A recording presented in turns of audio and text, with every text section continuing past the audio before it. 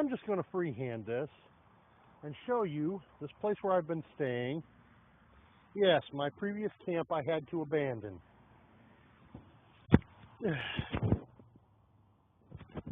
I was under the impression it was a town-held tax deed property. As it turned out, not so much. The landowner showed up with a constabulary and politely asked me to move my camp. So I did. This place where I've been staying now, yes, you can hear it.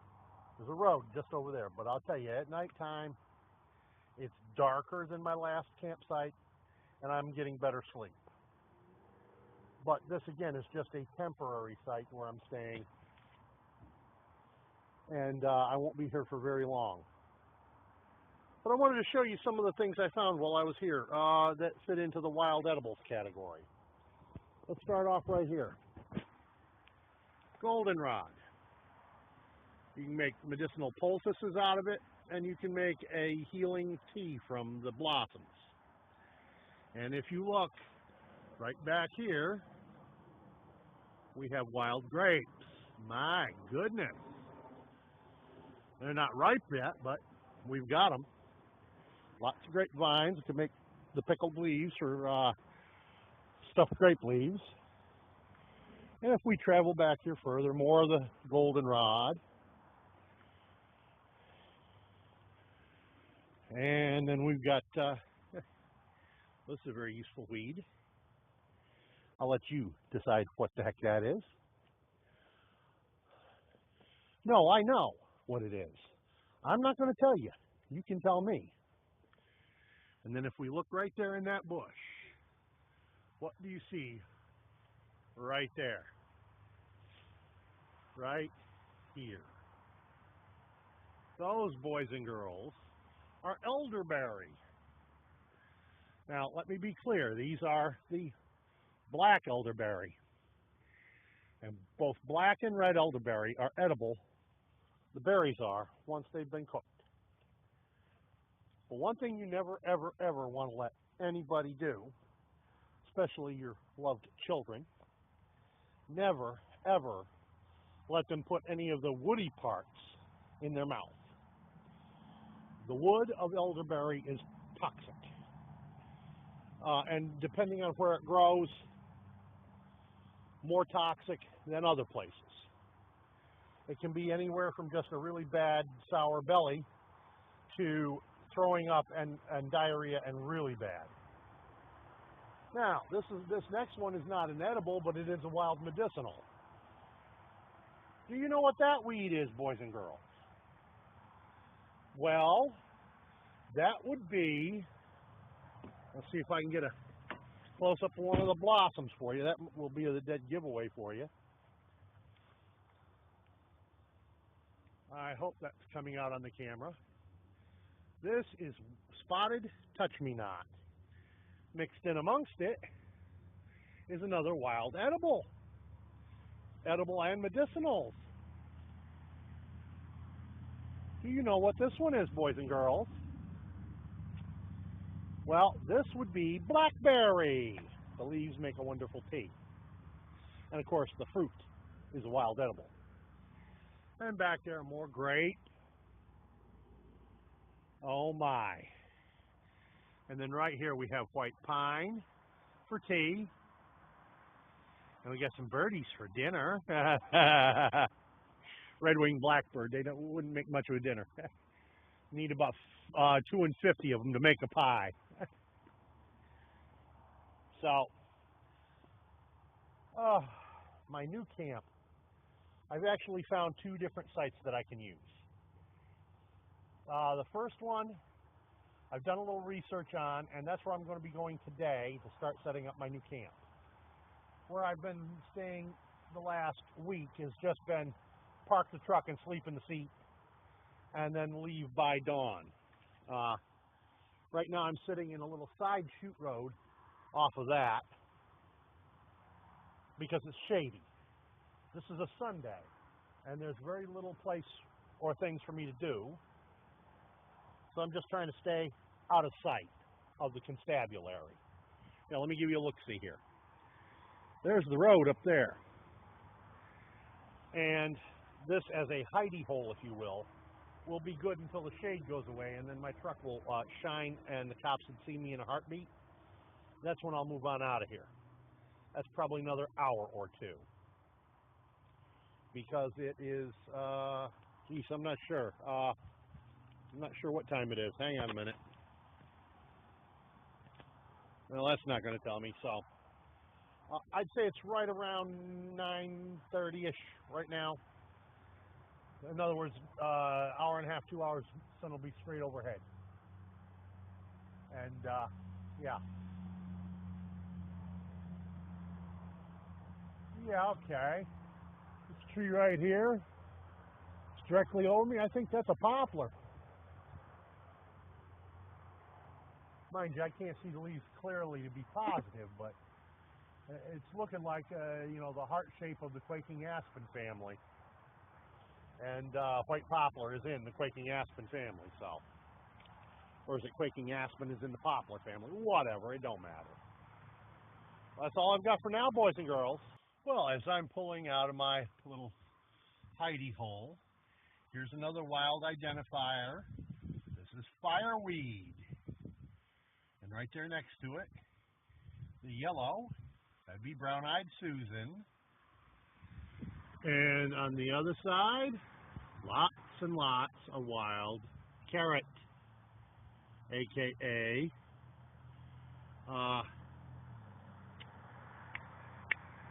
what do they call that? Queen Anne's lace. A bunch of it. And of course, lots and lots more goldenrod. Well, boys and girls, we have a rare plant ID here for you today.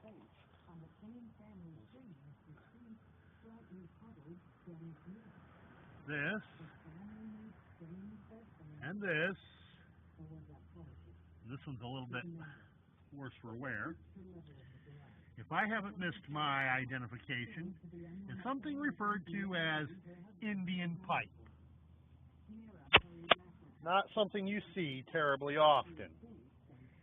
And usually in larger quantity than this. This is a place I like to come and park to eat lunch.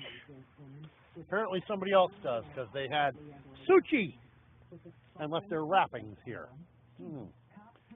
Let's take a walk, and here's another. Now the Indian pipe is not a fungus. This is. Damn, pigs.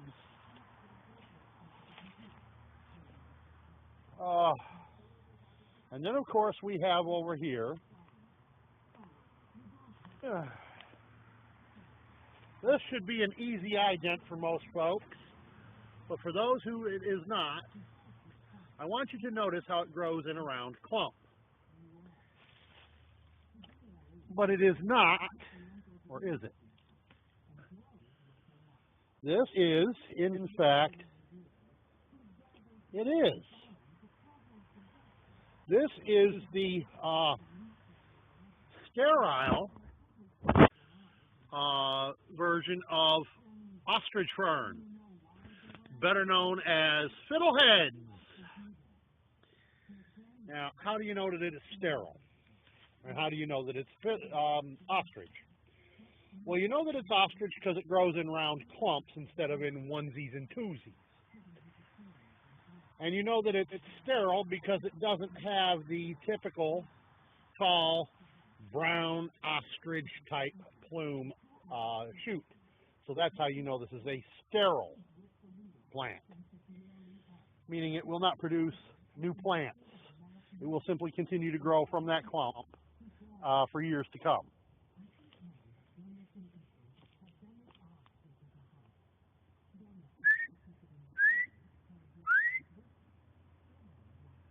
Well, I guess it decided to stop calling. But that sound we were hearing in the background, if I haven't missed my guess, is one of the pheasant in this area.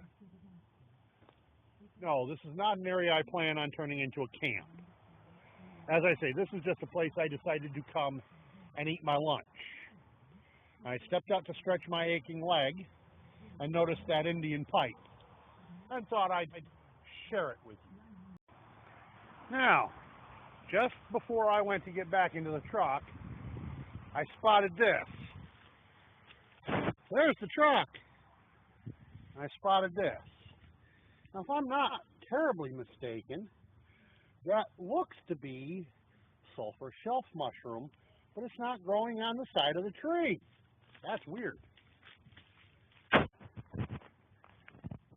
that's what it looks to be, the sulfur shelf, aka chicken of the woods, for those who know it by the other name. That's what I think that is to be. I'll have to check it against the book when I get back to it. We also have several. This is silver, aka black birch, and we've got a few very large white birch in amongst here. Here's another small silver birch, but we got a bunch of that in here. There's another big one, and then this gray tree right there. Okay, that is the big silver birch I was just mentioning. Then we have this gray tree right here. Look at how nice and straight that bowl is. Bowl means trunk.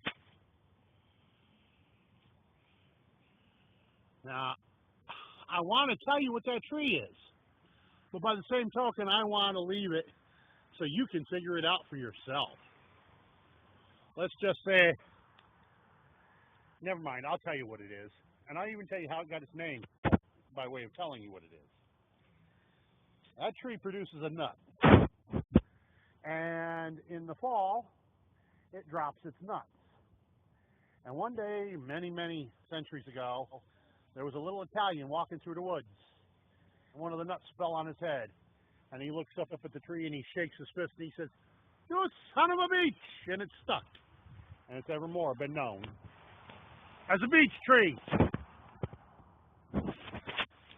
I don't know if that's true or not, but it's a story that my old man told me eons ago, and I thought I'd share it with you because I thought it was funny.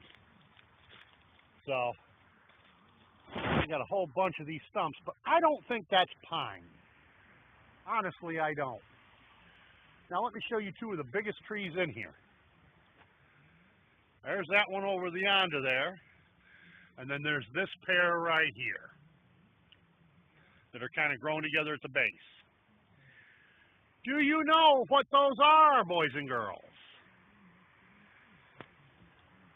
Those are very giant versions of a waste tree that I showed you not that long ago, very small ones. That's right. These are giant poplar trees. These are the kind that the pulp factories love for making fancy stationery out of. Because other than fancy stationery, they don't have any real use. Yeah, I'm looking up, and I'm pretty sure those are poplars. Anywho, the bark suggests that they're giant poplar. See, when poplar is young, it has a very smooth bark, but as it gets old, the bark becomes very rough. Oh, let me share this idea with you. Examined the space before the fringe of the rug brushed over wood. She saw a few drops of blood. She circled the room slowly, carefully. The story playing is J.D. Robb, which is J.D. Robb is the name of the author. And the name of the story is Brothers in Death, or Brotherhood in Death.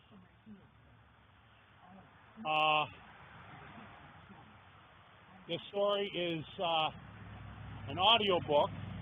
There's an entire series. There's like over 50 of them that I'm aware of. Now, these are not my preferred storylines for one simple reason. There's just one person does the story. reading the book. But I mentioned that the other day that I far prefer the books from the other company. But I listen to what I can get from the library, and that's what these are. I just took out 4 more, and I'm waiting on 2 to show up that were out. They were off the shelf. So for now, that's all I'm going to say on this, because I've not heard this story before. I got to run it back for what I've missed, and I'll give you a book report later on it. Peace out. By the way, don't forget to